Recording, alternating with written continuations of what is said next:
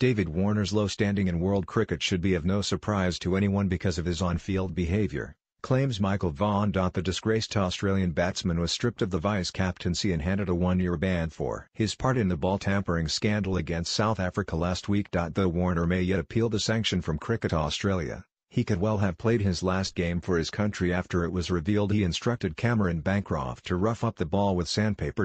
Bancroft received a 9-month ban, with shamed captain Steve Smith given a 1-year suspension alongside Warner. And former England skipper Vaughan believes the lack of sympathy for Warner after a teary press conference in Sydney last week shows his lack of friends in the game. It's not been surprising to me that the whole world have piled in because, particularly David Warner, he has said quite a few things to a number of teams and a number of individuals, he said on BBC 5 Live Tonight on Monday. He also backed up claims by Sportsmill columnist Nasser Hussain that Warner has abused everyone in the game except India, in order to protect his lucrative IPL deal. I think Nasser Hussain summed it up on television when he said he seemed to have abused every team other than the Indians, which potentially might have affected his IPL contract. That's been the reason why so many people have said, right, this is our time, we're going to have a few words against the team and particularly David Warner.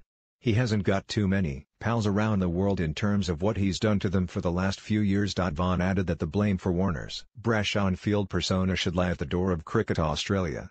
I think he's a wonderful player, but some of the ways that he's been around the team is down to Cricket Australia because they have unleashed him. They've told him to go out and be that person. So they can't turn around and say we've got this character that we don't want around anymore, because they created that character. You feel Cricket Australia wanted to stamp down. They've also got to look at themselves.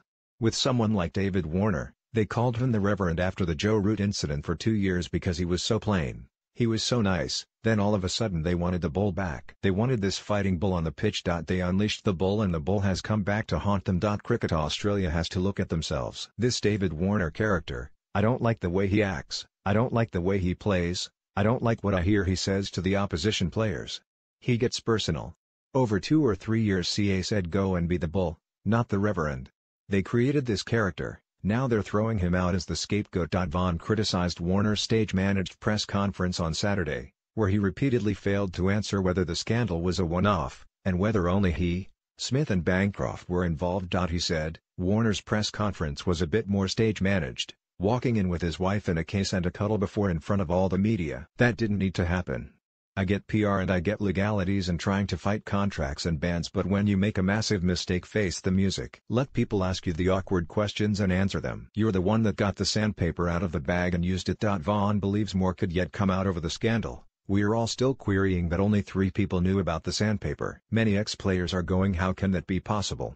I felt David Warner could quite easily put that to bed with his statement. Because David Warner didn't come out and state that, he could have easily said there were only 3 of us involved. This was an isolated incident, we had a terrible moment.